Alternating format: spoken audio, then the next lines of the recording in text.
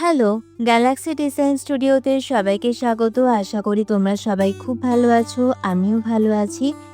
আজকে চলে এসেছি নতুন আরেকটি ভিডিও নিয়ে। লাস্ট ভিডিওতে তোমাদের সাথে আমি শেয়ার করেছিলাম শাড়ি দিয়ে লং গাউন ডিজাইন। লং গাউনের নেকলাইনে আমি একটা ডিজাইন করেছিলাম। তো আজকে তোমাদের সাথে সেই ডিজাইনটাই শেয়ার করে নেবার পালা। তো চলো শুরু করা যাক। ডিজাইনটা কিভাবে করলাম, কেমন হলো সেটা দেখার জন্য কিন্তু ভিডিওটা শেষ অবধি থাকতেই হবে। এখানে প্রথমেই আমি কিন্তু শাড়ি থেকে পাড়টা পুরোপুরি আলাদা করে কেটে নিয়েছিলাম। পাড়ের মধ্যে তোমরা দেখতেই পাচ্ছ লতা পাতা ফুল এরকম ডিজাইন করা আছে। তো এখানে আমরা শুধুমাত্র ফুলের যে মোটিভটা সেটাই আমরা আলাদা করে নেব আমাদের গলার ডিজাইনের জন্য। মানে আমরা নেকলাইনে যে ডিজাইনটা করেছিলাম সেটা কিন্তু শুধুমাত্র এই ফুলটা দিয়েই করেছিলাম।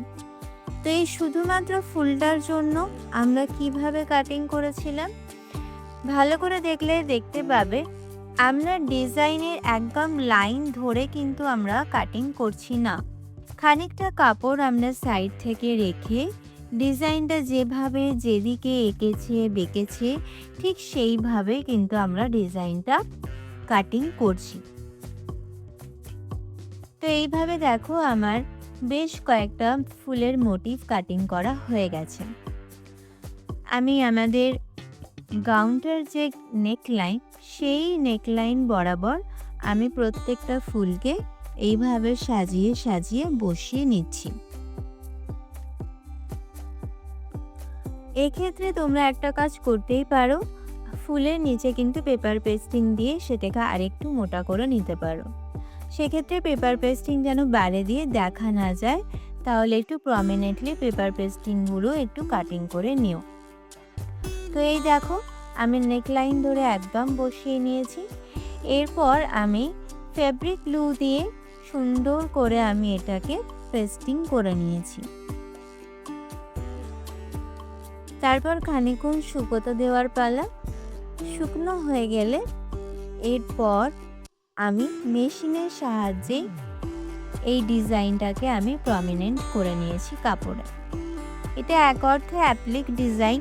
আমরা অ্যাপ্লিক কিন্তু হাতেও করে থাকি। ছোটোবেলায় আমরা হাতে অ্যাপ্লিক করা শিখেছি, স্কুলের কাজেও আমরা অ্যাপ্লিক করেছি এবং আমার কাছে ব্যক্তিগতভাবে এই ডিজাইনটা মানে অ্যাপ্লিকের কাজটা ভীষণ পছন্দের। তো এখন আজকে আমি এই কাজটা মেশিনের মাধ্যমে করেছি, যেহেতু আমার মেশিনে এই ধরনের মোডটা অ্যাভেলেবেল। তো সেই জন্য আমি এই মোডটা ইউজ করে আমি অ্যাপ্লিক করে নিয়েছি। অনেকেরই তোমাদের সিঙ্গারের মেশিন আছে, ফ্যাশন মেকার। তো আমি ফ্যাশন মেকার ইউজ করি। তো সেখানে জিগজ্যাগ মোডে কিন্তু আমি এই ডিজাইনটা করে নিয়েছিলাম। অ্যাপ্লিক করার জন্য আর একটা কথা অতি অবশ্যই খুব গুরুত্বপূর্ণ, আমরা মেশিনে করি বা হাতে, সেক্ষেত্রে কিন্তু ফ্রেম ইউজ করা বাধ্যতামূলক। তো দেখো ফাইনালি আমার ডিজাইন রেডি হয়ে গেছে। এইভাবে আমরা নেকলাইনে ডিজাইন করে নিয়েছিলাম।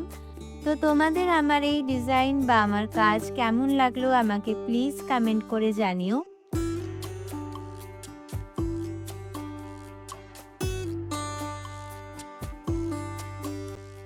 তোমরা যারা এখন আমার চ্যানেলকে সাবস্ক্রাইব করোনি তারা ঝটপট সাবস্ক্রাইব করে নাও আর পাশে রাখা বেল আইকনটা প্রেস করে দিও।